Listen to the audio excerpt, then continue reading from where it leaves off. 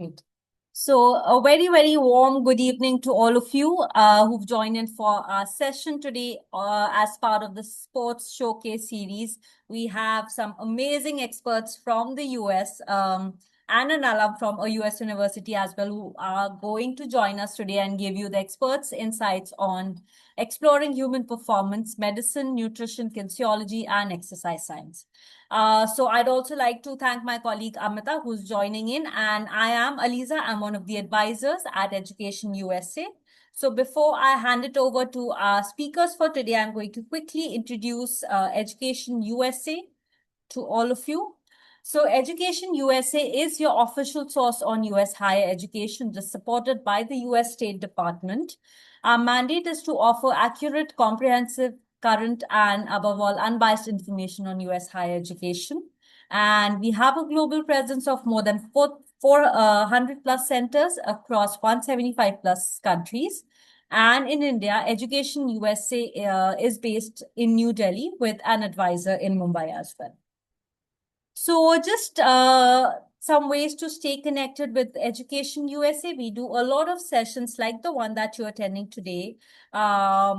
So most of these are in a virtual format, while some do happen in the in-person mode as well.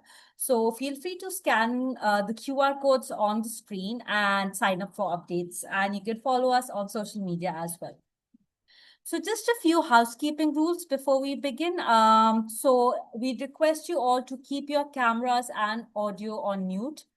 And you can post your questions in the chat box. And please do keep your questions relevant to the session. We'll be taking these up towards the end of the session. So all our experts today will be answering them. And you can use your headphones for enhanced audio quality. And please do check the resources that are posted in the comments box later on. And just a quick introduction to our speakers for today. We have Dr. Richard Bloomer, who's the Dean at the College of Health Sciences at the University of Memphis. Then we have Kate, who's the admissions counselor at University of Wisconsin-Madison. And we also have Lavanya, who's an alum of Ohio State University. And thank you to all of our speakers for taking out the time to join us today. And you'll be hearing from them now. So just a quick overview of the agenda. So I'll just hand it over to Dr. Bloomer, who's going to begin with his part on sports medicine and nutrition, and then he'll hand it over to the rest of our speakers. So over to you, Dr. Bloomer. Thank you so much. Well, thank you very much. Glad to be here with you today just to share a little bit about what it looks like moving from a college program of study into a career in sports medicine and nutrition. Next slide.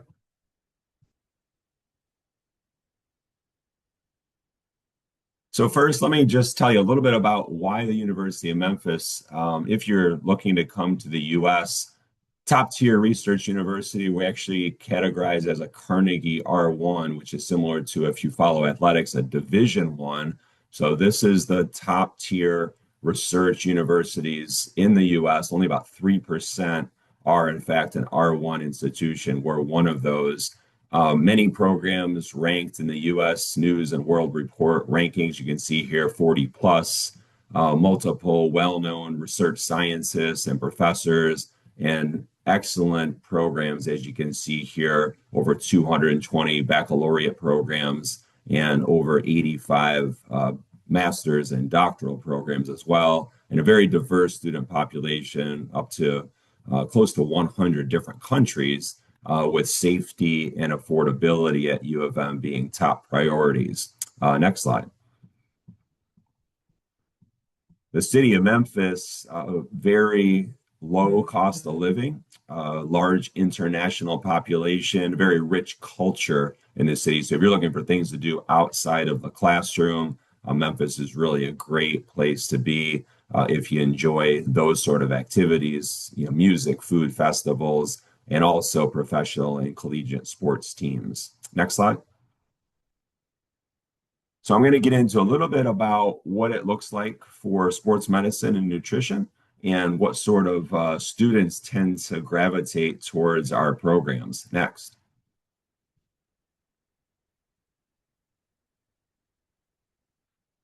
So it's very interdisciplinary. Students generally who have interest in biological sciences, health-related sciences, et cetera, tend to be those that enter into our programs.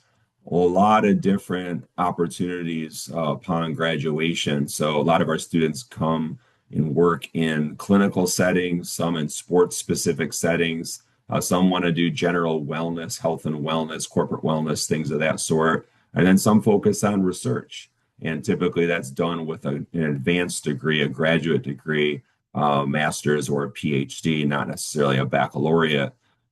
Job market and outlook looks really good for dietetics, as well as things like sport nutrition, biomechanics, and sports science. Many of our students have gone on to work in specific sports science disciplines for professional and collegiate sports teams, running footwear companies, things of that sort.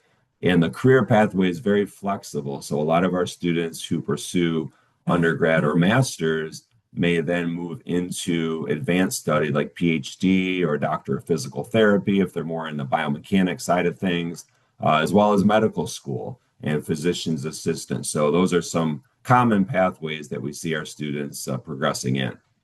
Next.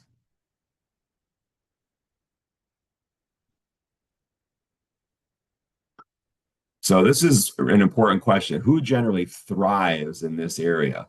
Well, students who enjoy science, frankly, because you hear the word sport and people think, well, this is going to be an easy path, and that's definitely not the case. So a lot of our coursework is heavy in the sciences, the biology, anatomy and physiology, chemistry, and then related areas of study.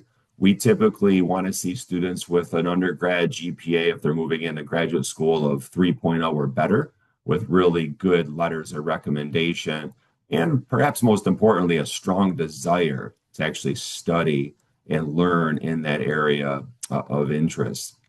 A lot of our students come from backgrounds from um, athletics, some fitness, some nutrition focus because they want to take their interest area and progress that into a career of study. So a lot of versatility, as I mentioned earlier, in terms of research, clinical work, if you want to work with patients in a clinical setting, or you want to be working with human subjects in a research setting, or perhaps just in a lab and a bench science perspective, those opportunities are available if you're studying in this particular discipline. Next. And we can move on. Yes. So our core would be things in the area of nutrition and dietetics, nutrition sciences, and then the exercise sciences, which can span a broad array of things from clinical exercise physiology to biomechanics and sport performance. Our students go in a lot of different directions, but from a nutritional perspective, if you're interested in that and how to manipulate dietary programs for improving overall health or community health from a counseling perspective, or oftentimes from a sport nutrition perspective, some of our students progress in that area. If you're more interested in the basic science and you want to be engaged in nutrition science research or bench science, then we would typically push you towards that pathway as opposed to the clinical dietetics pathway. We have both. We have both clinical dietetics as well as basic nutrition science, which is more of a bench science degree where you're trying to determine, does this particular nutrient cause such and such an impact on metabolic or biochemical functioning? So a different approach in terms of what your day-to-day job would look like, but both in the nutrition area. And then exercise science, as you can see here, spans a wide array of areas from biomechanics to basic exercise physiology, designing programs. Some students want to go into more strength and conditioning and personal training. Some take that and move into physical therapy. So they have a good base background, but then they move into more the diagnostics and treatment from a PT perspective. Next slide. So this is just giving you an idea. If you took the nutrition science approach, this is again focusing yourself as a research scientist to manage disease, to support health outcomes, to improve perhaps performance, but from a research perspective in a research laboratory. If you're going the dietetics route, you're going to be sitting for a state licensure exam in order to practice alongside other healthcare professionals. And these paths, both nutrition science and RDs, can really lead to a wide array of opportunities from a career perspective, either working in hospital-based settings, clinics, sport organizations, and then a lot of times people want to go and work as a chief nutrition scientist or a dietitian for a dietary supplement or food company. And a lot of individuals see that as exciting because they're then helping with formulations of products and how certain nutrients actually impact overall health. Career outlook looks really good because more and more people these days are focusing on the benefits of nutrition. So that's something that I think needs to be considered. Next.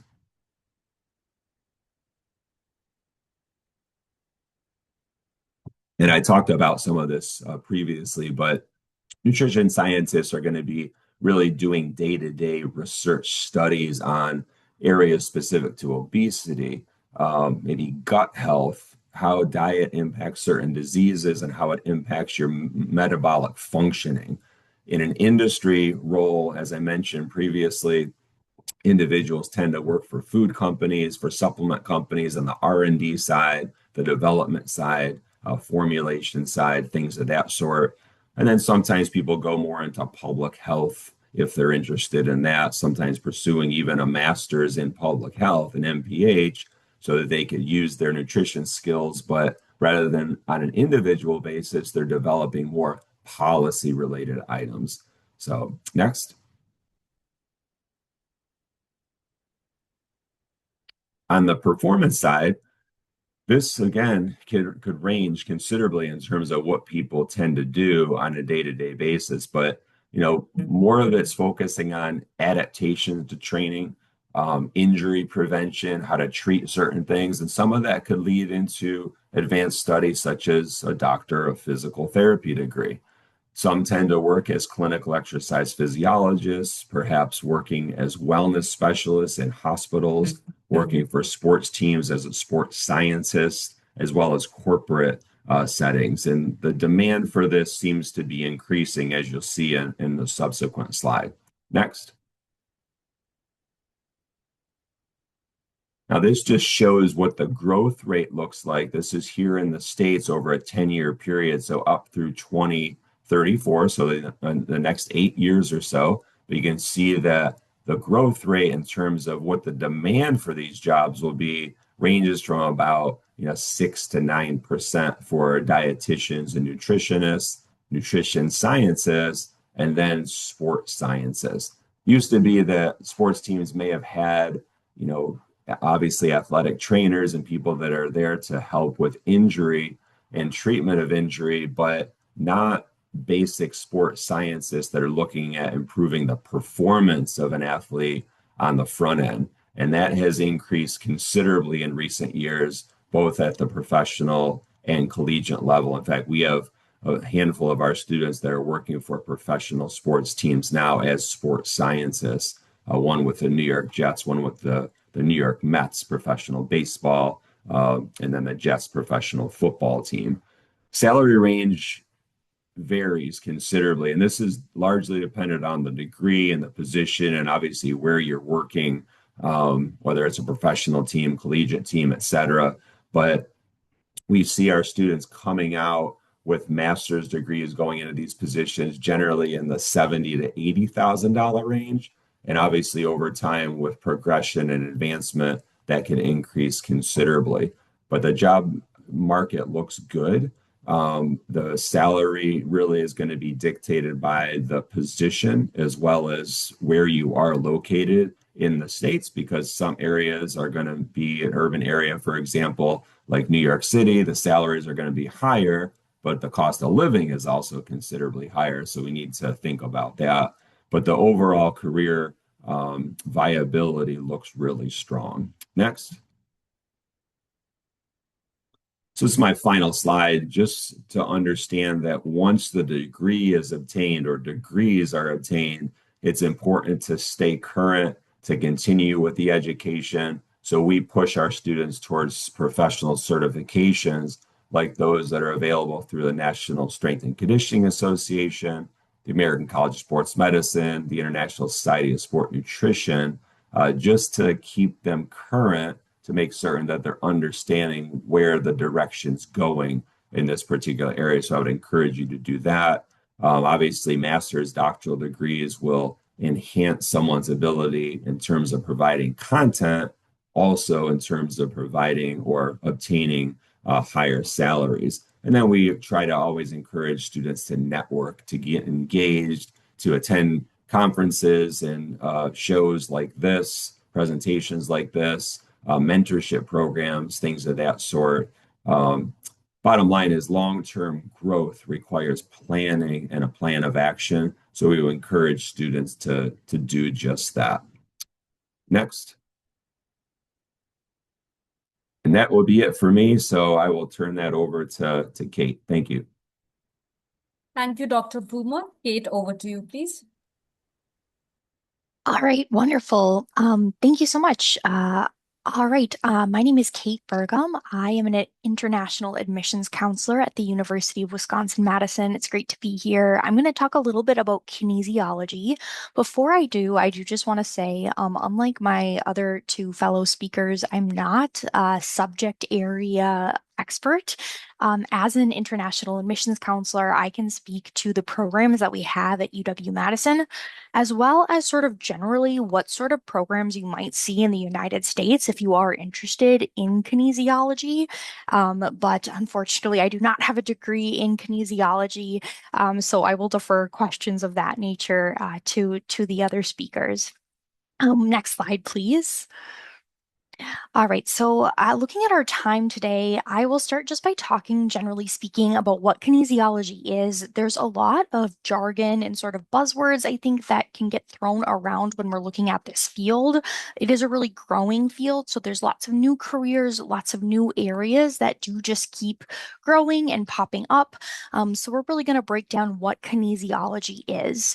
We're then going to talk about outcomes and outlook, both for the field as a whole and what some of the outcomes might be if you were to pursue a degree in kinesiology within the United States. And then we'll wrap up talking a little bit about kinesiology and the opportunities we have at UW-Madison. Next slide, please. So, looking at kinesiology, generally speaking, is the study of human movement and physical activity. So, that is obviously a really, really broad field, and it is also really, really interdisciplinary. So, it encompasses a lot of different fields that all sort of work together to form this really broad area of study. Next slide, please. So when we look at missions of the UW-Madison Department of Kinesiology and then just departments of kinesiology and kinesiology as a field, they're really looking at how can we look at how movement, human exercise, human activity, how does that really shape people's lives?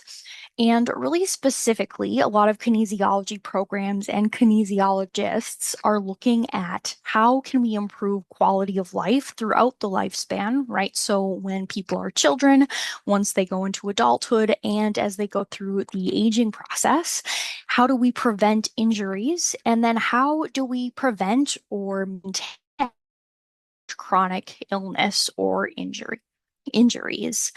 So that is just broadly speaking what sort of the goal of kinesiology is. Next slide, please. When we look at related coursework, again, this is a really, really broad field, so it does have a little bit of everything.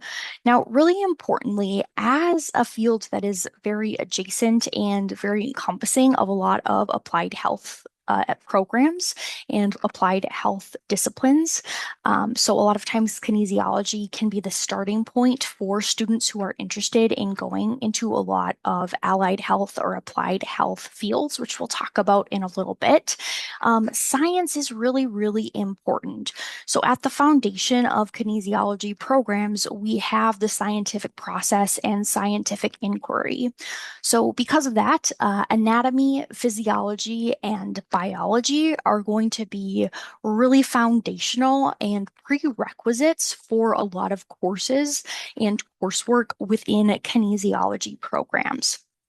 Building off of that, students can get a little bit more technical into biomechanics. So biomechanics is looking really specifically at how do the systems within the body actually promote motion, right? How do we actually move using these body systems? So that's a really specific look within the body. Again, kinesiology is really broad. So we look both inside of the body and then outside of the body at some social implications, and then even broader at some societal implications. So taking that more broad lens, we'll look at health theory. So looking at different theories of how health transpires and what health might mean across different cultures and contexts. Related coursework could also be sports psychology. So, really looking at what is going on in the minds of these top-notch athletes and how do we promote mental wellness, focus, meditative states, really looking at that mental performance of these athletes in addition to that physical performance. And that would be sports psychology. Strength and conditioning would be, again, that more physical side of athletics. And I think is a lot of times what people think of when they think of kinesiology or anything within this sort of sports medicine field. And then finally, there's a lot of coursework related to coaching and leadership. So how do you interact with people, whether this is athletes who are on a team or people who may be experiencing illness or injury? How do you really lead people and coach them toward a more healthy or active lifestyle? Next slide, please. So, with all of these very different courses that you might take if you are pursuing a degree in kinesiology, what are some strengths and skills that, might be important for you to have as a student? Again, because scientific inquiry is really foundational to the work that kinesiologists are going to be doing, curiosity is really, really important, right? So, students who go into kinesiology are oftentimes students who wonder how they can make themselves better and just wonder how to change the world around them, right? They ask questions, they want to come up with answers and come up with solutions to different issues that they see around them. We also like to see students who are succeeding in science courses and who have perhaps taken those science classes, taken a science pathway, and have done well in those courses. That can be really helpful to laying that strong foundation to a major and eventually a career within this kinesiology field. Problem solving abilities and collaboration can be really important. A lot of projects that students who are studying within kinesiology are going to do are going to be really collaborative. They're going to require students to communicate and to communicate effectively with groups of people, whether these are students, these are researchers, these are potentially patients. So we want to make sure that students are able to bring that great leadership, that great communication skills, and these great collaboration skills. Also, because a lot of students who end up going into kinesiology end up going into a field that is, really involved in healthcare, we do a lot of times like to see students who are compassionate, right? So students who want to help people throughout injury and illness. A lot of times we'll see students who themselves have experienced injury or illness and want to use that experience to make sure that they are able to promote wellness within others and other communities. And then finally, reading and analyzing can be really, really an important skill when we're looking at science coursework that I think can sometimes get overlooked. So a lot of science coursework ends up being reading a lot of research papers and also writing research papers yourself. So having that science literacy and being able to read and analyze scientific texts can be really important to succeed in that kinesiology coursework. Next slide, please. So looking at a program overview with kinesiology, you'll see on the right-hand side of the screen, I took some pictures of what a kinesiology course load, so 4 years of kinesiology courses to get an undergraduate degree, a bachelor's of science degree in kinesiology, would look like at the University of Wisconsin-Madison. So that's what all of those courses are on the right-hand side to me. Now, looking more broadly, but when we talk about studying kinesiology, we're talking about a lot of different things, right? So you could pursue a bachelor's of science degree in kinesiology, or you could pursue a bachelor's of science degree within a kinesiology department at some institutions that is a little bit more specific. So again, kinesiology can be really broad, and a lot of schools, a lot of institutions will have sort of a kinesiology department, and then they'll have a lot more specific majors that actually go into that exercise physiology, maybe that sports psychology, um, that those more specific areas within the field. On the other hand, some institutions, UW-Madison is one of them, actually have an undergraduate degree in kinesiology, that broad field. A lot of programs offer a Master's of Science in kinesiology as well. Or again, they might have a department of kinesiology and then offer those more specialized programs in for master's degrees as well. And the same goes for PhDs. Lots of different types of institutions are going to offer kinesiology degrees. A lot of them might be, as Dr. Bloomer, I believe, talked about a little bit earlier, those R1 or those research institutions that offer a lot of experience in research for students to get involved in. A lot of programs that they themselves will have those allied health programs. So those physical therapy degrees at the graduate level, those occupational therapy degrees, they might also have a department of kinesiology and offer that pathway, whether it is in the bachelor's degree, the master's degree, or a PhD. Um, like I was saying, you might see different sort of majors, right? So named options within kinesiology. And then you also might see some more specific majors that would still fall within that broad field of kinesiology as a discipline. And it can get, like I said, a little bit confusing looking at all the different fields and subjects that kinesiology encompasses. So I think it's just really important to remember that kinesiology is a really, really interdisciplinary field. But if you are interested in sports science, exercise science, physiology, kinesiology might be a word that you see a lot going forward. Next slide, please. So when we look at the goals of kinesiology, a big goal that we have within this field is to prevent injuries and chronic illness. We, in order to do that, really want to understand movement. So understanding really at the level of what's happening within the body, but then really understanding it culturally, right? So why do people move? How do people move? And then what are the effects of this type of movement? How do we use what we know about movement in order to promote healthy lifestyles? And really importantly, is there a way that we can create policy or education solutions in order to promote this health and wellness within society? Next slide, please. All right, we'll look a little bit at the outcomes and outlooks. So different careers that you might be able to pursue within kinesiology, as well as sort of the overarching goals of the field. Next slide, please. So possible career pathways, you'll see it listed right here. This is in no way a comprehensive list, but these are all different careers that people who might get a bachelor's of science in kinesiology or kinesiology adjacent field might end up going into.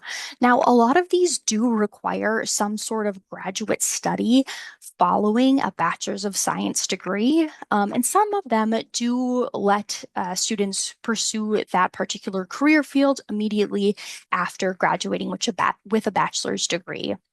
Um, I think one thing to keep in mind is that these can fall within a few different categories. So we do have the sort of health field. So we would put maybe physical therapy there. We would put occupational therapy there. People who are actually working with patients to help them maybe overcome injuries and work with chronic illness and to build back a system of a healthy lifestyle in a lot of different contexts. We also have a field within engineering. So biomedical engineering, there is a lot of overlap between the fields of kinesiology and biomedical engineering. Some people will pursue an advanced degree in engineering or enter a field that is in some ways adjacent to an engineering job. Next up, we do have people who are actually working with athletes. So whether that is in personal training, athletic training, strength and conditioning. And then finally, we have education. So physical education, whether that is someone who is teaching fitness classes, someone who is working within the school system as a physical education or sport or gym teacher. All of these careers are options for people who end up going into a kinesiology field. Next slide, please. All right, now looking briefly at kinesiology at UW-Madison, and that's all right, you can go on to that next slide. So we do offer an undergraduate program, a Bachelor's of Science program, which is a pre-professional degree. So it does set students up for these professional degrees if that is something they're interested in.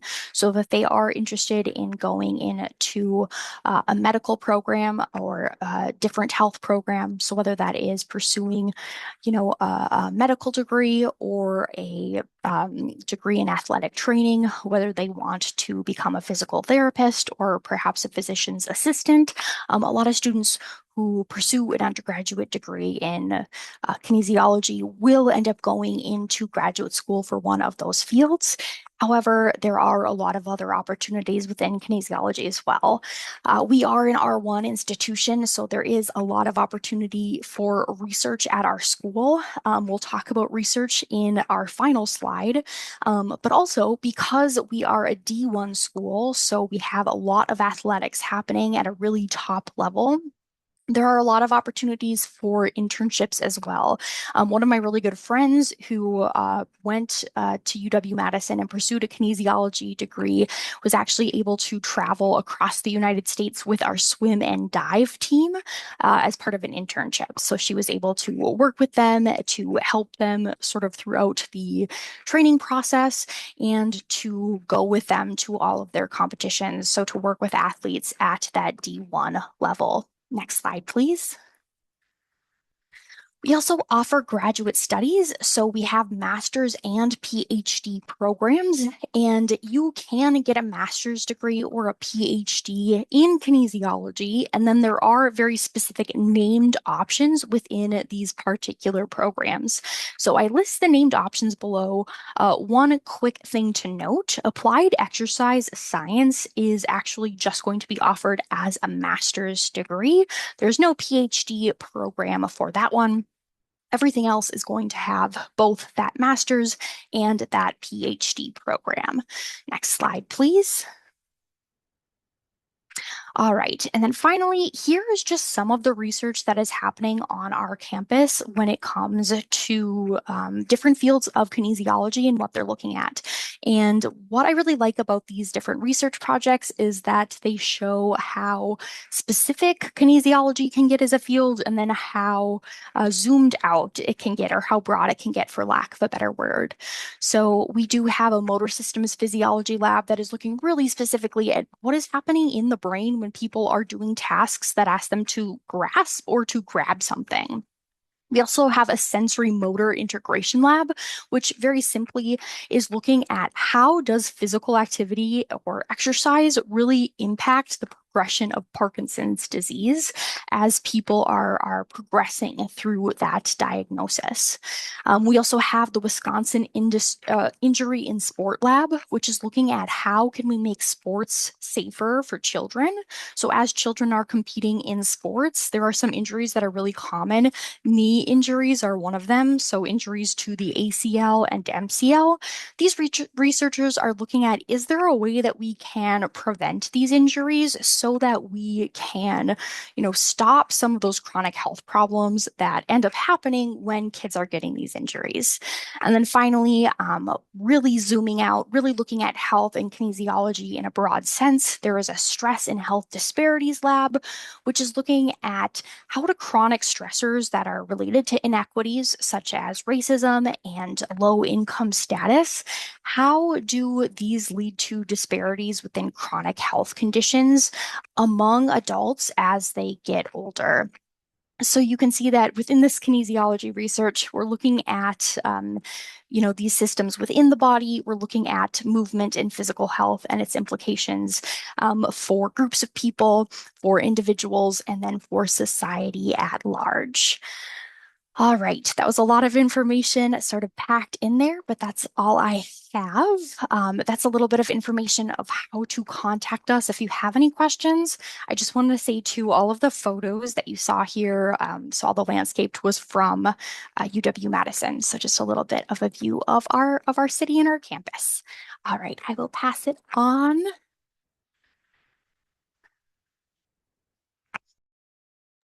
Thanks a lot, Kate, Hi. for all that information. Lavanya, over to you. Yes, thank you.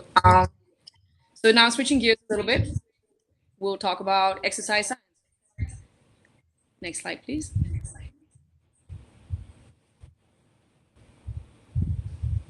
Okay, great.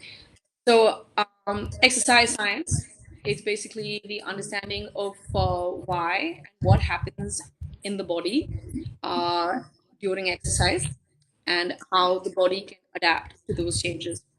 It's kind of the bridge between the biological, medical, and psychological sciences to understand how the body adapts during physical stress, which can be either excess or a clinical disease or an environmental stress. So, like Dr. Boomer has said earlier, this is a science heavy course. Lavanya, I'm so sorry to interrupt you here. I think your screen has frozen because I can't see you talking here.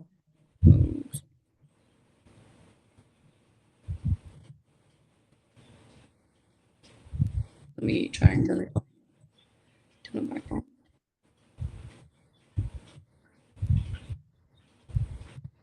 No? Yes, yes, we can hear you, Lavanya. Now the screen has gone blank completely. Okay. Is it okay if I do put my screen off? Sure, sure. Okay. Okay, let's go ahead. Sorry. No, it's So yeah, so like Dr. Boomer said earlier, exercise science, kinesiology, they're all very heavy courses.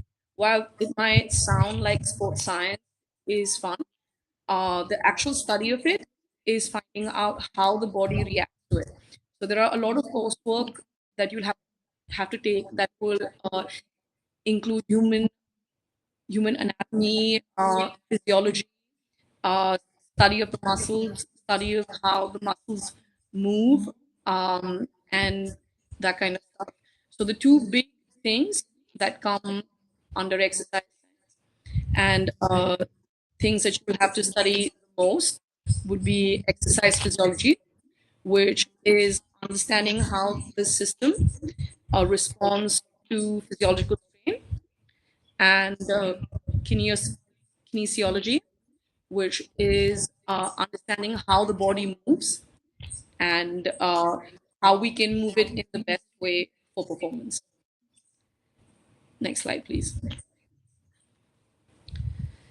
So a lot of universities will offer time in research labs, either internships, and have a vast professional network for you to tap into.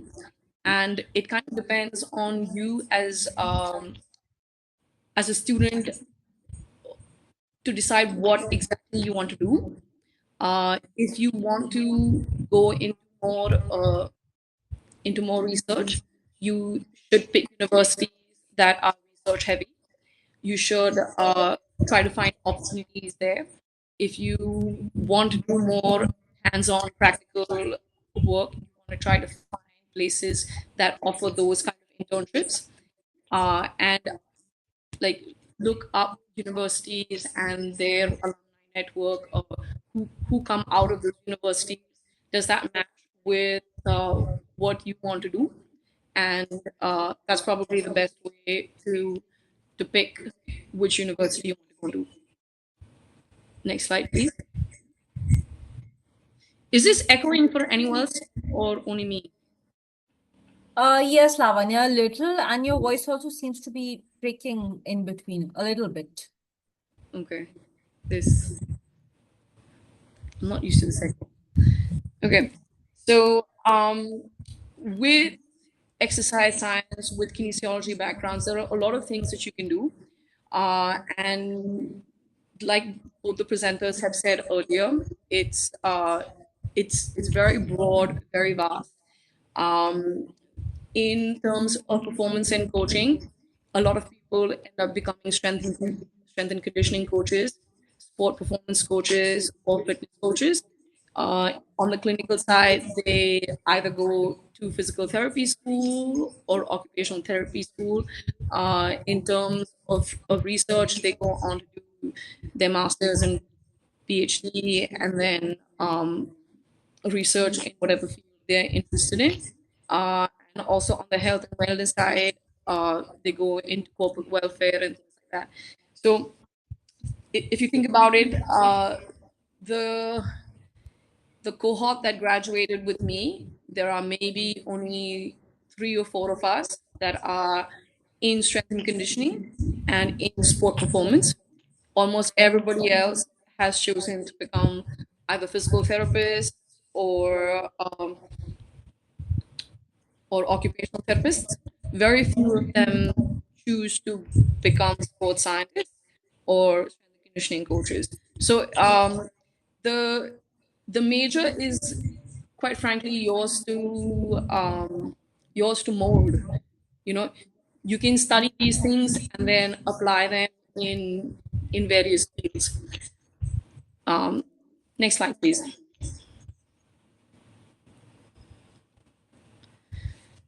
So just talking a little bit about my journey as a little kid from India when she went to study outside, what that looked like. Next slide, please. So I started in the autumn of 2010. I started my coursework at Ohio State, and I think Kate mentioned it earlier. At every university, the same coursework, the same major might have different names. Like at Ohio State, it was in the College of Education and Human Ecology and was called Exercise Science. And then at the University of Florida, it was Applied Physiology and Kinesiology, and it was called Health and Human Performance. So be very careful before you apply to find the right coursework that you want to do, and don't write off universities just because they're called a different thing. That's one of the big things that I learned when I was trying to find a place. So in the first 2 years, because Ohio State has just so many opportunities uh, to intern, to work. I actually used my first 2 years in trying to find what exactly I wanted to do. So I went in starting with exercise science, and I interned with sport nutrition, with athletic training. I did a sports dietetics internship. I helped out with research, and kindly figured out that strength and conditioning is what I was interested in. That's where I kind of felt at home, and that's what I wanted to do for the rest of my life. So once I had that clarity, it became fairly easy to find internships and then kind of work myself up the ladder there. So in April, which was my sophomore year, the end of my sophomore year, I started my first internship with the Olympic department there, and then interned all the way through my graduation in 2014, and then chose to go to the University of Florida to do my master's in health and human performance. So when I moved down to Florida, same thing, try to find an internship with the weight room, with strength and conditioning, and basically just worked there while studying, which was quite nice because by the time I graduated in 2016, I had about 4 years of internship experience, which became that much nicer when I started looking for jobs in 2017. So 2017, I moved back up to Ohio State to work as a strength and conditioning coach, and then um, found my way to China as their performance coach for the Chinese national rowing team. And then COVID hit, so found my way back to India in August of 20, where then I started working with the Sports Authority of India and the national rowing team. Uh, I went with the para throws and para jumpers to the Paralympics in Tokyo. And then in February of 22, I started working in Ahmedabad with the Vijay Bharat Foundation. And I currently work there as the head of strength and conditioning and as a performance manager for sports science. Next slide, please. So, talking about Ohio State just a little bit, it is a huge campus, and I had an athlete very early in my coaching years ask me, a big campus, doesn't it feel like you get lost very quickly? And that actually is not the case. A big campus means that you have only those many opportunities to find something that is yours to do. So you kind of find your niche in how broad things can be. So, so Ohio State, it is number 15 as a public university in the US. It is number 41 as a national university. Has many, many, many opportunities for anyone that is trying to get into sports. One of the biggest things when I was going there was that it has 36 Olympic sports. Uh, so that means 36 different teams, 36 different opportunities to learn about different sports and how they get better. And that was kind of very exciting for me because I knew that I wanted to be on the practical side of sports and that I wanted to be on the field with the athletes. So those were just great things that I learned along my journey. So yeah, uh, next slide, please. Yeah, perfect. So if you're interested at the Ohio State. There are a couple links for you all to follow there. And that's all that I have. Thanks a lot, Lavanya. Now we'll just take up any questions that we haven't. So, our audiences, please feel free to post your questions in the chat box. We have our experts, Professor Bloomer is here, Kate is here, Lavanya. Please feel free to ask your questions to them. So just put in your questions in the chat box and we'll take those up.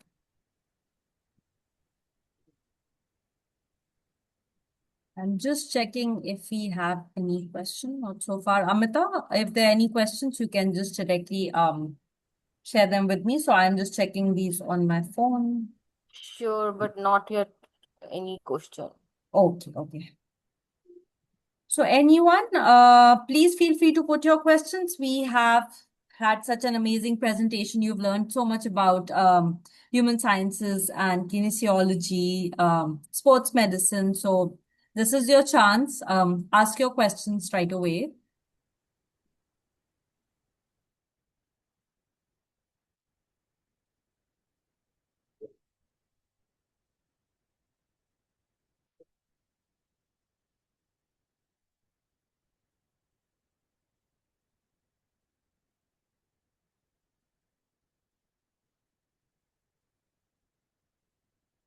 Right, so I'm just going to stop sharing my screen so that we can see the speakers more clearly. Okay.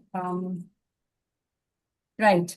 So we have one question which is on okay, so this is many careers in sports medicine and nutrition require additional certifications or graduate education. How can students decide whether to enter the workforce after a bachelor's degree or pursue advanced studies immediately? So, Dr. Bloomer, if you would like to take this up. Sure. Yeah, there's definitely opportunities. It really depends on the discipline. So, for example, if someone wanted to go on the exercise science route and they were wanting to pursue some sort of career in personal training or strength and conditioning, that's sometimes possible with just the baccalaureate degree and a certificate. So, for example, being certified as a certified strength and conditioning specialist through the NSCA, that would allow someone an entry position into strength and conditioning. That said, most often a strength coach that's in a position of somewhat authority is going to have a master's degree in addition. On the dietetics route, it used to be that you could have an undergraduate degree simply in dietetics, do your internship, get licensed, but they're now moving towards master's degree being required as well. So it's not uncommon for a lot of the programs of study, as I think all three of us spoke about, to have a master's degree as that minimum step. So a lot of programs will have what's essentially a 3+2 program, or it's an accelerated baccalaureate to master's degree. So in 5 years, you can get both the undergraduate baccalaureate degree and the master's degree. And that's something that we oftentimes would really strongly push our students towards, is in that 5 year period, everything being organized and planned from the start to complete that master's degree. Then you can move into a number of different fields because you have a little bit more expertise, a little bit more training and education. And it's just something that would be strongly encouraged to spend that additional year and then enter the workforce as opposed to trying to enter with just the baccalaureate degree. Right. Thanks a lot, Dr. Bloomer. The other question is, okay, so this can be answered by all three of you. So it says, as wearable technology, AI, and health data analytics become more common, how are these innovations changing careers in kinesiology, exercise science, and sports medicine? So, Kate, would you like to go first here? Sure, yeah. I think that a lot of the research that is happening on campus tends to be pretty responsive. It's like, using AI and new technologies as a tool to facilitate that research. I think as you know, all of our presenters have sort of said, this is a field where there just keep being more and more opportunities. There keep being more and more different sort of offshoots of careers that keep popping up, you know, inside and outside of research, which I think means that it's a field that needs to really stay on top of technology, just to make sure that they're keeping up with these new developments. And also, it's a field that, just because of its nature, is one that tends to be really responsive to these exciting new developments. Great. Thanks a lot, Kate. Dr. Bloomer, would you like to add something here? Yeah, I think what Kate said is accurate. We can use the AI as a tool to help us sometimes to work through certain problems a little bit quicker. But the good thing is, unlike some particular professions, the things we're talking about, these are people-specific professions. We need people to function as strength coaches, as clinicians, as therapists, um, as research scientists. So even though AI will be engaged or involved in the processes, as we all know, just like the internet is involved in our day-to-day lives today, we still need people. And the people need to understand how to use AI to better serve other individuals, patients, clients, etc. So I think this is somewhat of an AI proof profession. If you think about it that way, we're going to need people to work directly with people today as well as in years to come. At least we hope so. We hope we don't have AI therapists, but I think we'll use some of those tools to help therapists and help clinicians and coaches, et cetera, better serve the clientele that they're working with. Right. Thanks a lot, Dr. Bloomer. Lavanya, would you like to add in something? Yeah, just like Dr. Bloomer said, at the end of the day, you need people working with people.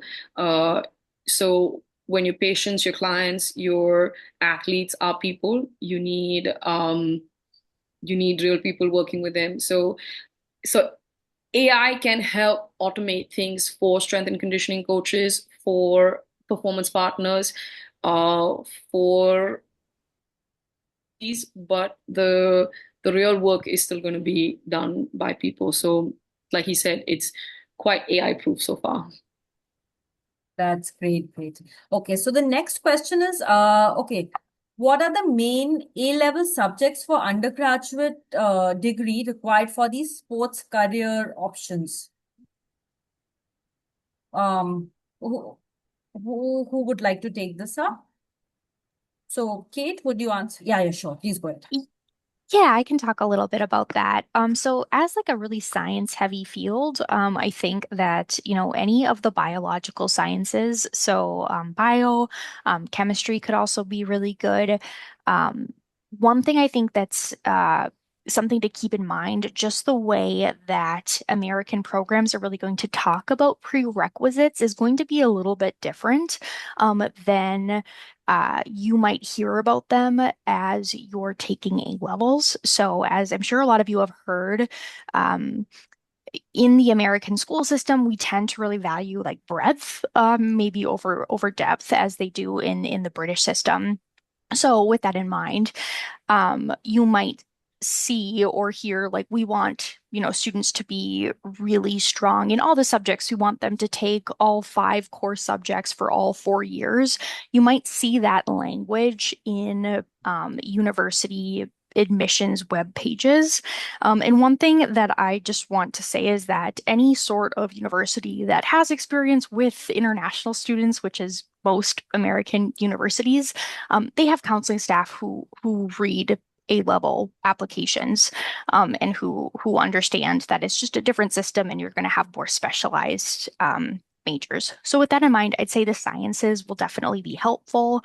So I would say, you know, biology, chemistry, math could be good, but that's not to discredit the social sciences as well, or any electives that you might be taking that would be helpful to your interests or more specific within the field of exercise science.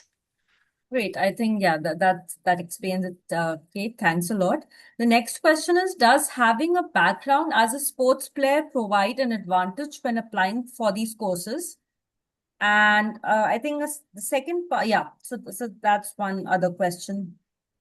I'm guessing the student is asking about, just four courses which could be related to sports medicine and physiotherapy. That's what they're saying. So does having a background as a sports player, that have any advantage? I would say it has an advantage in terms of the student's ability to stay connected to the content that they're studying. So a lot of our students are former athletes or current athletes because being a former athlete or current athlete, they obviously have interest in the human body and how it works, how it's being fueled from a nutritional perspective. So I've always found it to be advantageous if students at least enjoy the concept of fitness and exercise and training and nutrition because we want them to have that inherent interest so that they could dig deep into the content area, maybe go above and beyond what they're learning in the classroom and be excited about sharing it with other people. If you don't have an interest in fitness and performance and nutrition, then this probably isn't a good field for you because you're going to be inundated with content and it's not, frankly, easy content a lot of times. So you need to have the wherewithal to dig deep and to learn the content. And that requires, a good amount of effort. So I think if you have that background, it's not necessarily that we're going to be excited to accept you as a student because you have the background. We're going to be looking at a number of different things, but I think your ability to perform well is probably going to be enhanced if you have that interest. Great. Thanks a lot, Dr. Bruma. Okay, so we'll just take about two more questions since we are running out of time. So, okay, so maybe Lavanya, you could go first over here. What would be the path for a student with a BSc in biology from an Indian college to pursue masters in sports science, kinesiology, or even exercise science? So, Yeah, so I would say find out what you are interested in doing, if it is research or if it is sports science and being on the practical side of it, or if there is anything else that you're interested in, and then start to find universities that kind of match um, those requirements that you have. And it's quite easy to go from a Bachelor of Science into any of the master level programs because a lot of your prerequisites for the master level program will be covered in your BSc. And yeah. right. Anything else, Kate or Dr. Bloomer, that you'd like to add here? No, I think that was that was a good detailed So, response. okay, thanks a lot. So, Dr. Bloomer, there's this last one question that is for you. So, the student is asking, is sports science and sports medicine the same fields? That's the question that, yeah. Yeah, I think as Kate mentioned, we throw around different terms often: kinesiology, exercise science, exercise and sport science, exercise, sport and movement sciences, which is what our program is called. Um, Traditionally, if people think sports medicine, it may also gravitate towards a physician who's actually working as a medical doctor in sports medicine, maybe a team physician, something like that. But the overarching term, you could even expand into strength and conditioning specialists, into athletic trainers that are working with sports teams because they're obviously on the medical side working on, treatment programs and acute injuries, things like that. So I think students need to understand there's a big difference between, for example, a strength coach and a certified athletic trainer who's going to be on the field, on the court, on the ice, whatever it may be. They're going to be the ones that are 9 o'clock at night still with the team. They're going to be the ones that maybe are in the training room at 6 o'clock in the morning. So if someone doesn't desire that sort of career, they probably don't want to pursue a career as an athletic trainer. So there definitely are differences between, sports medicine, kinesiology, et cetera, based on the position that someone is seeking. But a lot of different universities throw around the terms as kind of one and the same. So bottom line is students just need to know what sort of career path they're trying to pursue. And there's a lot of different career paths within those general umbrella terms. Thank you, Dr. Bloomer. Any last thoughts, Kate, Lavanya?